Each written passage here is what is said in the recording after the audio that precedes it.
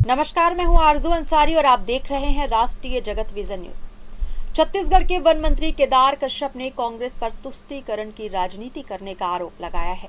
उन्होंने कहा कि राज्य सरकार बच्चों को सनातन संस्कृति और वैदिक परंपराओं से जोड़ने का प्रयास कर रही है, लेकिन कांग्रेस को इसमें भी आपत्ति हो रही है।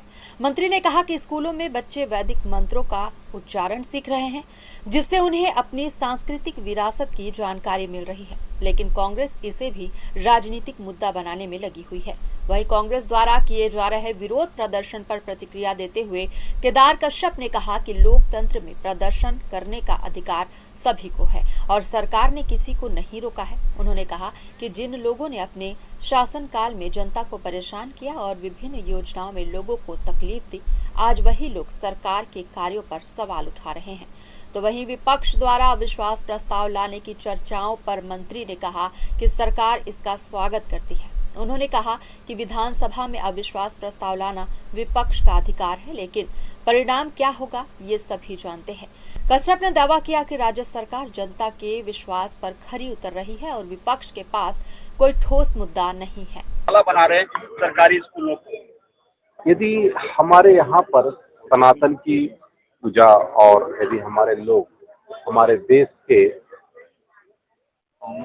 आराध्य हमारे स्थलों का या वैदिक मंत्र का उच्चारण करते हैं तो क्या बुरा है?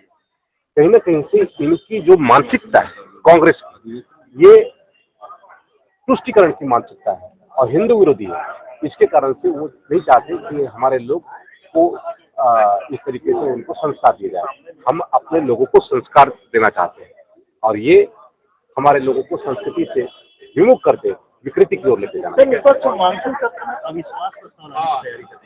जिन पर पूरे प्रदेश में पूरे देश ने अविश्वास जाहिर किया है और अब उनको जरूरत है कि वो जनता का विश्वास जीते, लेकिन वो जनता का विश्वास वो नहीं जीत सकते क्योंकि जनता का विश्वास पूरी तरीके से खो चुके हैं। और अभी मानसून सत्र है तो मानसून सत्र में उनके पास सब्जेक्ट नहीं है, इसलिए अविश्वास प्रस्ताव लाए, उनका धर्म है, लेकर आए। सरकार पूरी तरीके से तैयार है। हम सबके लिए सौभाग्य के विषय है कि हमारे देश के यशस्वी प्रधानमंत्री माननीय नरेंद्र मोदी जी ने इलेक्टेड प्रधानमंत्री के रूप में एक रिकॉर्ड कायम किया और ऐतिहासिक रूप से उन्होंने इन जन कल्याणकारी योजना के माध्यम से, चाहे कृषि के क्षेत्र में हो, चाहे रोजगार के क्षेत्र में हो, चाहे युवाओं के दृष्टि से हो, चाहे महिला सशक्तिकरण की दृष्टि से हो, हर वर्ग की दृष्टि से उन्होंने बहुत ही बेहतर कार्य करके दिया और आज उसी के दृष्टि से यह प्रदर्शनी लगाई गई है। और हम सबके लिए सौभाग्य का विषय है कि आज ये छत्तीसगढ़ जो नक्सलवाद से मुक्त हुआ है, वो देश के यशस्वी प्रधानमंत्री माननीय नरेंद्र मोदी जी के इच्छा शक्ति के कारण से ये संभव हो सका है।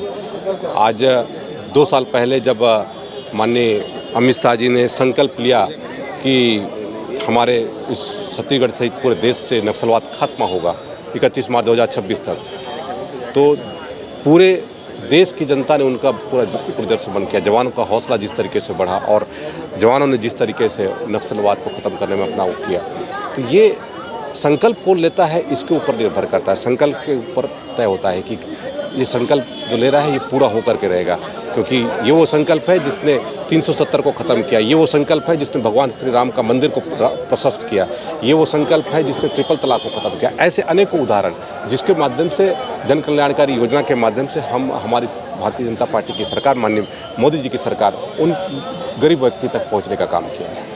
आज उसी के परिप्रेक्ष्य में ये प्रदर्शनी लगाई गई है और हमारे सभी जिला के अध्यक्ष सहित हमारे सभी पार्टी के पदाधिकारी और हमारे माननीय विधायकगण, जनप्रतिनिधिगण इसमें लगे हुए हैं और माननीय प्रधानमंत्री जी की जितनी भी जन कल्याणकारी योजना है उसको जन जन को जोड़ने का काम कर रहे हैं।